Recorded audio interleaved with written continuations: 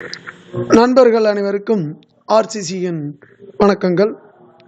இன்று 10ஆம் வகுப்பில் அரசியல் அமைப்பு என்ற பாடத்தில் உள்ள இந்திய அரசியலமைப்பின் பகுதி 3 இந்தியாவின் மகா சாசனம் என அழைக்கப்படும் அடிப்படை உரிமைகளை பற்றி பார்க்க உள்ளோம். முதலாவது சமத்துவ உரிமை. பிரிவு 14 சட்டத்தின் முன் அனைவரும் சமம் என்பதனை குறிப்பது பிரிவு 14. பிரிவு 14 சட்டத்தின் முன் அனைவரும் சமம் என்ற உரிமையை குறிக்கிறது.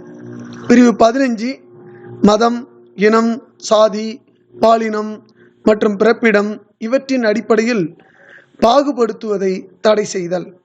பிரிவு 15 மதம், இனம், சாதி, பாலினம் மற்றும் பிறப்பிடம் இவற்றின் அடிப்படையில் பாகுபடுத்துவதை தடை செய்தல்.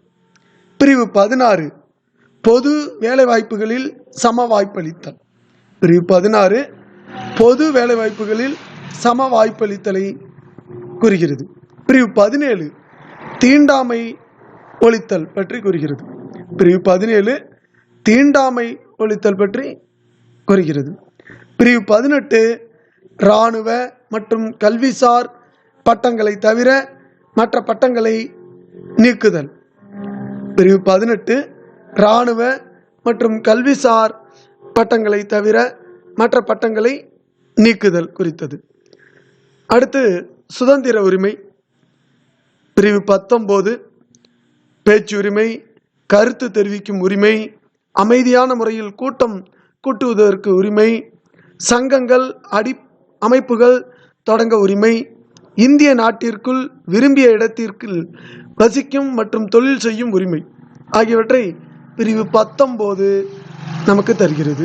பிரிவு 20 குற்றச்சாட்டப்பட்ட நபர்களுக்கான உரிமை மற்றும் தண்டனைகளிலிருந்து பாதுகாப்பு பெறும் உரிமை பிரிவு 20. பிரிவு 21 வாழ்க்கை மற்றும் தனிப்பட்ட சுதந்திரத்திற்கு பாதுகாப்பு பெறும் உரிமை பிரிவு 21 வாழ்க்கை மற்றும் தனிப்பட்ட சுதந்திரத்திற்கு பாதுகாப்பு பெறும் உரிமை. பிரிவு 21A தொடக்க கல்வி பெறும் உரிமை. பிரிவு 21A மிக முக்கியமானது, தேர்வுகளில் அதிகம் கேட்கக்கூடியது. தொடக்க கல்வி பெறும் உரிமை இது சுதந்திர உரிமையில் உள்ளது. பிரிவு 22 சில வழக்குகளில் கைது செய்து தடுப்பு காவலில் வைப்பதற்கு எதிரான பாதுகாப்பு உரிமை. பிரிவு 22 சில வழக்குகளில் கைது செய்து தடுப்பு காவலில் வைப்பதற்கு எதிரான பாதுகாப்பு உரிமை. அடுத்து சுரண்டலுக்கு எதிரான உரிமை. இதில் பிரிவு 23 கட்டாய வேலை, கொத்தடிமை முறை மற்றும் மனித தன்மையற்ற வியாபாரத்தை தடுத்தல் பிரிவு 23 வருகிறது.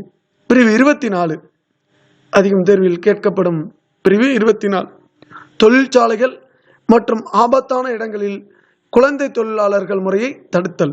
பிரிவு 24 தொழிற்சாலைகள் மற்றும் ஆபத்தான இடங்களில் குழந்தை தொழிலாளர்கள் முறையை தடுத்தல் ஆகும். 4வது சமய சார்பு உரிமை.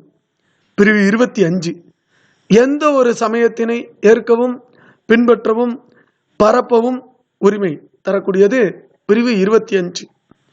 பிரிவு 26 சமய விவகாரங்களை நிர்வகிக்கும் உரிமை.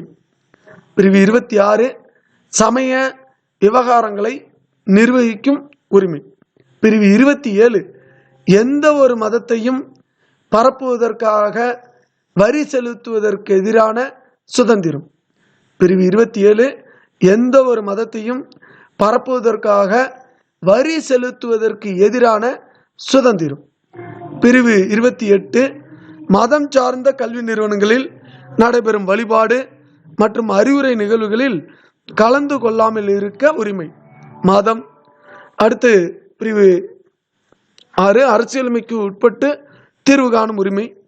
பிரிவு 32 தனிப்பட்டவரின் அடிப்படை உரிமைகள் பாதிக்கப்படும் போது நீதிமன்றத்தை அணுகும் உரிமையை பெறுதல் பிரிவு 32 தனிப்பட்டவரின் அடிப்படை உரிமைகள் பாதிக்கப்படும் போது நீதிமன்றத்தை அணுகி உரிமை பெறுதல் பிரிவு 32.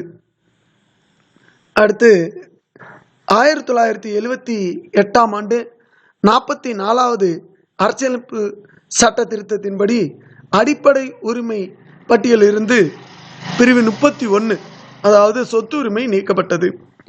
இது இந்திய அரசியலமைப்பு சட்டம் பகுதி 12 பிரிவு 300A கீழ் ஒரு சட்ட உரிமையாக வைக்கப்பட்டுள்ளது. நண்பர்களே, இந்த அரசியலமைப்பு என் தந்தை டாக்டர் அம்பேத்கர் அவர்கள் நினைவில் கொண்டு இந்திய அரசியலமைப்பின் பகுதி 3 இந்தியாவின் மகா சாசனம் பற்றி தெரிந்து கொண்டோம். நன்றி, வணக்கம்.